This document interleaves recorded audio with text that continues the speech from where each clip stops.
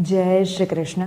सर्वदेवमयी सर्वतीर्थमयी मुक्तिदायिनी गौ माता की जय। श्री गिरिराज धरन की जय। अपने अपने गुरुदेव की जय।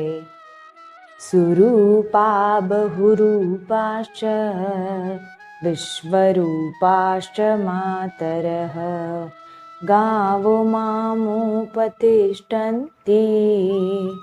मिति नित्यं प्रकीर्तये।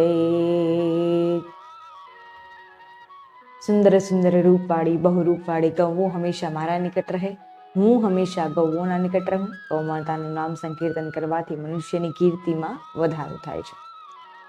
એક સમયની વાત છે, એકવાર એક સ્ત્રી ગૌમાતાને રોટલી જમાડી રહી હતી. હવે ગૌમાતા ત્યારે રોટલી જમે નહીં અને એને ઘણો પ્રયાસ કર્યો, પણ એ રોટલી જમે જ નહીં. જાણે એમને ભૂખ નહોતી કે એમને ખાવું નહોતું કે કાંઈ ખબર નહીં. હવે એમને ઘણો પ્રયાસ કર્યો કે હું આને ખવડાવું, આજે ખવડાવીને જ રહીશ. એની પાછળ પડી ગઈ, પણ ગૌમાતાએ ન ખાધું એટલે ન જ ખાધું. હવે બીજો દિવસ આવ્યો, બીજે દિવસે એકાદશી હતી. હવે એને વિચાર કર્યો કે શાયદ ગૌમાતાને રોટલી નહીં ભાવતી હોય તો આજે કેળું લઈને જાઉં. તો તે દિવસે કેળું લઈને ગૌમાતા પાસે ગઈ. ગૌમાતા પાસે કેળું લઈને ગઈ ત્યારે ગૌમાતાએ કેળું પણ ન ખાધું. હવે એમને ઘણો વિચાર આવ્યો કે હવે કરવું શું. ગૌમાતા આમ તેમ મોઢું ફેરવે છે, એમનું મુખ પાછળ કરે છે, આગળ કરે છે, તો પણ એ સ્ત્રી એને જબરદસ્તી એને કેળું ખવડાવી રહી છે. હવે સમજાતું નથી કે કરવું શું, કે હવે આ કેળું મારા જે ગાયને ખવડાવીને જ રહેવું છે. મનમાં એવી વ્યથા કે હવે કરે શું. ગૌમાતા તો આમ તેમ મુખ ફેરવે છે, બીજી ગૌમાતાઓ પાસે ગઈ, એ ગૌમાતાઓ પણ આમ તેમ મુખ ફેરવે છે, કોઈ ખાતું નથી. હવે તો થાકી હારીને પોતાના ઘરે વહી ગઈ. બાજુમાં ઊભા રહેલા એક બેલ ભગવાને બળદે ગૌમાતાને પૂછ્યું કે તમે કેમ કેળું ન ખાધું. જાણે એમની ભાષામાં એ લોકો વાર્તાલાપ કરી રહ્યા હતા કે તમે કેમ કેળું ન ખાધું. ગઈકાલે પણ એ સ્ત્રી તમને આવીને રોટલી જમાડી રહી હતી તો પણ તમે ન જમ્યું, અને આજે પણ એ તમને કેળું ખવડાવી રહી હતી તો પણ તમે ન ખાધું. ત્યારે ગૌમાતાએ બહુ સુંદર જવાબ દીધો. ત્યારે ગૌમાતાએ કહ્યું કે આજે એકાદશી છે એટલે એ મને કેળું ખવડાવીને પુણ્ય પ્રાપ્ત કરવા માંગતી હતી. એ કોઈ પ્રેમથી મને ન ખવડાવી રહી હતી, એ મને મજબૂરી સાથે ખવડાવી રહી હતી. કે આજે એકાદશી છે, ગૌમાતાને કેળું ખવડાવવાથી મને પુણ્ય પ્રાપ્ત થશે એવું વિચાર કરી અને ત્યાં એને કેળું ખવડાવવા આવી હતી. ઘણો વિચાર કર્યા બાદ જ તો એના હાથ ઉપડ્યા મને કેળું ખવડાવવા માટે. તો તમે વિચાર કરી શકો કે એ મજબૂરી સાથે આવી હતી, પ્રેમ સાથે નહીં. અને પ્રેમથી આપેલો તો હું કંઈ પણ અંગીકાર કરી લઉં છું. પ્રેમથી આપેલું તો હું કંઈ પણ ભોજન રૂપે લઈ લઉં છું. પ્રેમથી તો લોકો મને એઠવાડ પણ આપી જાય છે તો પણ હું લઈ લઉં છું. પણ એ મજબૂરી સાથે આવી હતી. થોડા દિવસો વીત્યા. એ જ મહિલા બોળચોથના દિવસે ગોળ અને જવ લઈને એની પાસે ગઈ, બાજરો લઈને. અને એ જ ગૌમાતા પાસે ગઈ, કેમ કે શેરીમાં કોઈ બીજા ગૌમાતા ને આજુબાજુ કોઈ હોવા તો જોઈએ ને. અને આપણે તો એવી સેવા પણ નથી કરી રહ્યા કે હવે ગૌમાતા વધે. આમ જ ચાલી રહ્યું તો ધીમે ધીમે ગૌવંશ ઘટતો જશે. આપણને દરેક શેરી ગલીઓમાં એક જ ગૌમાતા દેખાશે, અને એ પણ હવે એમની ઈચ્છા હશે તો જ ખાશે. આપણે દઈ આવ્યા ને ગમે તે એમને લઈ લીધું, ના, એવું નહીં કરે. ખેર, એ તો આપણે સમજવાની વાત છે કે સેવા કરીએ કે ન કરીએ એ આપણા પર નિર્ભર છે. તે મહિલા થોડા દિવસો વીત્યા અને બોળચોથના દિવસે પૂજાની થાળી લઈ અને ગઈ. ગૌમાતાની પૂજા કરવા લાગી. ગૌમાતા એમનું મુખ પાછું આમ તેમ ફેરવે છે, એમને ગોળ ખવડાવવા લાગી, એમને બાજરો ખવડાવવા લાગી, પણ ગૌમાતા એક પણ દાણો એમને મુખમાં લીધો નહીં.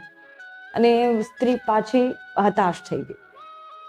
હવે પાછું આજે બળદે પૂછ્યું કે તમે આજે પણ બોળચોથની પૂજા ન કરવા દીધી, આજે પણ તમે કંઈ કરવા ન દીધું. કહ્યું કે આજે તો એના દીકરા માટે વ્રત રહી છે એટલે મને એ દેવા આવી છે. બીજા કોઈ દિવસોમાં તમે એમને મને દેવા આવતા જોઈ. એ પ્રેમ સાથે નહીં પણ મજબૂરી સાથે મને પૂજા કરવા આવી છે. મજબૂરી સાથે મને ભોજન જમાડવા આવી છે. મજબૂરીનું ભોજન હું ક્યારેય લેતી નથી. અને સાચી વાત પણ એ જ છે કે આપણે હંમેશા મજબૂરી આવે, જ્યારે આપણા પર કોઈ કષ્ટ આવે, જ્યારે આપણા પર કોઈ મુશ્કેલીઓ આવી પડે, ત્યારે આપણે ગૌમાતાને ભોજન જમાડવા જઈએ છીએ. ત્યારે આપણે એમના માટે થાળ કાઢીશું, એમના માટે દાળ, ભાત, શાક, રોટલી. જ્યારે શ્રાદ્ધ આવે ત્યારે પણ આપણે એમને એક લોટો કલશ લઈ અને ગોઠશું. અને એ સાચી વાત પણ છે. એ સિવાયના દિવસોમાં ક્યારેય પણ આપણે ગૌમાતાને રોટલી જમાડવા ગયા? આપણે એમને વિચાર આવ્યો કે ચાલો આજે ગોળ ખવડાવું, આજે ત્યાં જાઉં છું તો લાવો આજે ગૌમાતા માટે પણ કંઈક લેતો જાઉં, આજે ત્યાં જાઉં છું તો આજે ગૌમાતાની પણ થોડી સેવા કરી આવું, આજે ગૌમાતાને પણ થોડું લીલું નખવાઈ આવું, થોડું લીલું આપણું લખાવી દઉં, ગૌશાળા જઈને આપણે ઘાસ ખવડાવી દઈએ. કાંઈ પણ પ્રકારના એવા વિચાર ક્યારે આવે? જ્યારે જન્મદિવસ હોય. જન્મદિવસમાં પણ અત્યારે બહુ ઓછા લોકો એવું કરે છે. જ્યારે કોઈ ખાસ દિવસ હોય, જ્યારે કોઈનો કદાચ શ્રાદ્ધ હોય, જ્યારે આવા બોળચોદ પ્રકારના કોઈ તહેવારો હોય, ગોપાષ્ટમી હોય, ત્યારે જ આપણે ગૌમાતાને યાદ કરીએ છીએ. તે સિવાય એ જ આપણી માં એ શેરી ગલીઓમાં માર ખાતી ફરે છે. મને આ બોલવામાં ખૂબ દુઃખ થાય છે. આપણી એ જ માં શેરી ગલીઓમાં આપણા દંડા ખાતી ફરે છે. ઓલું એક કોઈ સંત મહાત્માએ કહ્યું હતું કે મહિલા ગૌમાતાની સેવા તો કરે છે, પણ એક હાથમાં દંડો અને એક હાથમાં રોટલી એવી રીતે સેવા કરે છે. સેવા તો ખૂબ કરે છે, પણ ગૌમાતાની સેવા આ રીતે ન થાય. ગૌમાતાની સેવા મજબૂરી સાથે નહીં, પણ પ્રેમ સાથે થાય. ભોજન જમાડો, પણ ભોજન સાથે સાથે ભોજનમાં ભાવનાઓ હોવી જોઈએ, મજબૂરી નહીં.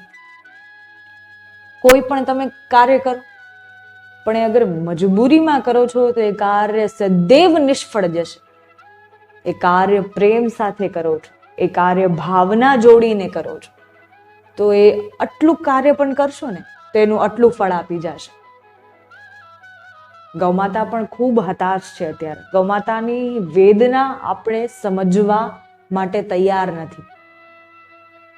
અને ખરેખર આ બહુ દુઃખની વાત છે કે આપણે મનુષ્ય છીએ, આપણા બે હાથ છે, બે પગ છે, આપણે હસી શકીએ છીએ, બોલી શકીએ છીએ, આપણું માથું છે, મગજ છે, બધા એ તત્વો છે જે શાયદ પશુ પક્ષીઓમાં નથી. તો પણ આપણે એમની વેદના સમજી શકતા નથી. આપણે એટલા સંવેદનશીલ નથી કે એમની વેદના સમજી શકીએ. આપણી એજમાં દરરોજના દિવસોમાં, સામાન્ય દિવસોમાં દંડા ખાતી ફરે છે, અને બોળચોથ હોય, કોઈ પણ પ્રકારના તહેવારો હોય ત્યારે આપણે એમને ગોતીએ છીએ, અને ત્યારે એ આપણને મળે નહીં. ત્યારે આપણે હતાશ થઈ જઈએ. જો આજે તો અમે ગયા હતા પણ અમને મળ્યા નહીં, પણ અમને મળ્યા નહીં, પણ અમારા હાથનું ખાધું નહીં, અમારી પૂજાનો અંગીકાર કરી. હવે પણ તમારી પૂજાનો સ્વીકાર ક્યારે કરે? જ્યારે તમે દરરોજ કરતા હોય ત્યારે, જ્યારે તમે દરરોજ ભોજન જમાડતા હોય ત્યારે. દરરોજ તમે એક વખત કોઈ પણ ગૌમાતાને લઈ લ્યો અને તમે દરરોજ એ ગૌમાતાને જે સમયે ભોજન જમાડવા જાઓ છો, અગર ભાવથી જાઓ છો ને, તો એક દિવસ પણ તમે ન ગયા ને તો એ ગૌમાતાને તમારી ચિંતા થવા લાગશે કે આજે મારો સેવક આવ્યો નહીં, કદાચ કંઈ થયું નહીં હોય ને એને, લાવો ને જઈને જોઈ આવો. કેમ કે આપણે એમને માતા માનીએ કે ન માનીએ એ પછીની વાત છે, પણ એ આપણને એમની સંતાન અવશ્ય માને છે. મારા જીવનનો તો હજી કોઈ અનુભવ કહી ન શકું, કેમ કે હજી હું અનુભવ કરી જ રહી છું, પણ એટલું જરૂર મને સમજાઈ ગયું છે કે ગૌમાતાની સેવા કરવાથી જ દરેક કાર્ય આપણા સંપૂર્ણ થશે. કોઈ પણ કાર્ય કેમ ન હોય, એ સાક્ષાત 33 કોટી દેવતાઓ આપણા આંગણે ઊભા હોય ને આપણે ત્યારે એમને દંડા મારીને ભગાવી દઈએ ને પછી ઘરે આવીને ઠાકોરજીની સેવા કરીએ, ભગવાનની પૂજા કરીએ, એ ખરેખર સારી વાત છે ખરી? એકવાર પોતાની જાતથી આ પ્રશ્ન પૂછજો કે આ ખરેખર સારી વાત છે ખરી? ખરેખર આ યોગ્ય વાત છે?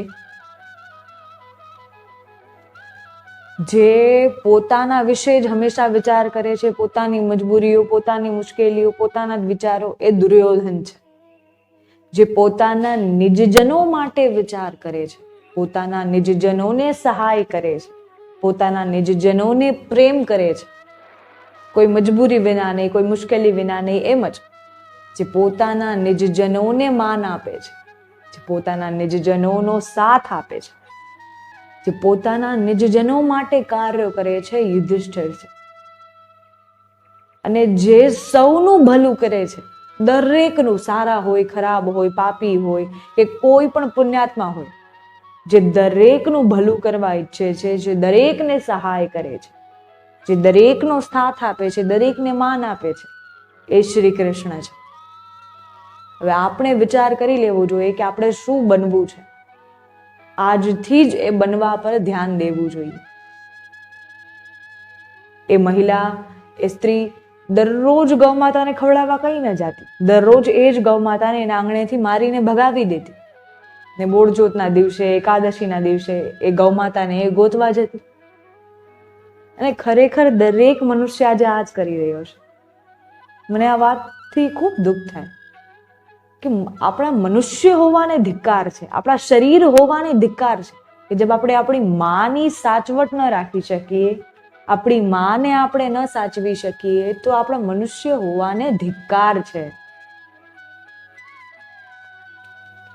એટલે ગૌમાતાને દીધેલું ક્યારેય પણ નિષ્ફળ જતું નથી. હંમેશા કોઈ ને કોઈ સ્વરૂપે એ આપણા સામે આવીને ઊભું જ રહે છે. ગૌમાતાને દીધેલું ક્યારેય નિષ્ફળ જતું નથી. ગાવો દીનમ ન નશ્યતિ. ગૌમાતાને કંઈ પણ આપણે આપીએ છીએ એ ક્યારેય નિષ્ફળ નથી જતું. હંમેશા એનું ફળ ભોગવવું પડે છે. હવે સારું ફળ ભોગવીએ કે ખરાબ ફળ ભોગવીએ એ આપણા પર છે. આપણે એમને દંડા માર્યા હશે તો એનું ફળ ભોગવવું પડશે, અને આપણે એમને ભોજન જમાડ્યું હશે ભાવનાઓ સાથે તો આપણે એનું પણ ફળ ભોગવવું પડશે. કેમ કે ગૌમાતાને દીધેલું ક્યારેય નાશ થતું નથી. એ હંમેશા કોઈ ને કોઈ સ્વરૂપે આપણી પાસે જ આવે છે. એટલે જેટલું બને એટલું તમે ગૌમાતાને કહેવા પર ભોજન જમાડો તો છો, રોટલી જમાડો તો છો, ગૌગ્રાસ આપો તો છો, પણ સાથે ભાવનાઓ જોડેલી હોવી જોઈએ. મેં કહી દીધું ને તમે આપવાનું શરૂ કરી દીધું, ના, એવું ન થવું જોઈએ. એની સાથે ભાવનાઓ જોડ કે એ કોણ છે મારા, એનું સ્વરૂપ શું છે, એમની વિશેષતાઓ શું છે, એ બધી રીતે વિચાર કર્યા બાદ વિચાર કરો કે એ આપણી માં છે. અગર કાંઈ પણ વિચાર નથી આવતો ને તો વિચાર કરો કે એ આપણી માં છે, અને માં સમજીને એમને ભોજન આપો. ભાવનાઓ આપોઆપ જોડાઈ જશે. માં શબ્દ જેવો સંવેદનશીલ છે ને કે ભાવનાઓ આપોઆપ જ જોડાઈ જશે. કંઈ બીજો વિચાર કરવાનો જરૂર જ નહીં. બીજું કોઈ પણ પ્રકારનો વિચાર કરવાની આવશ્યકતા જ નહીં. અગર તમે માં શબ્દનો વિચાર કરી લીધો પછી બધું સંસારનો દરેક શબ્દ પાછળ છે. જો આ જ રીતે ગૌમાતાની સેવા કરતા રહો, ગૌમાતાને ભોજન જમાડો ભાવનાઓ સાથે, તો તમને અવશ્ય સુંદર ફળની પ્રાપ્તિ થશે. ગૌમાતાની સેવા માટે બીજાને પણ પ્રેરિત કરો. જય શ્રી કૃષ્ણ, જય ગિરિરાજ.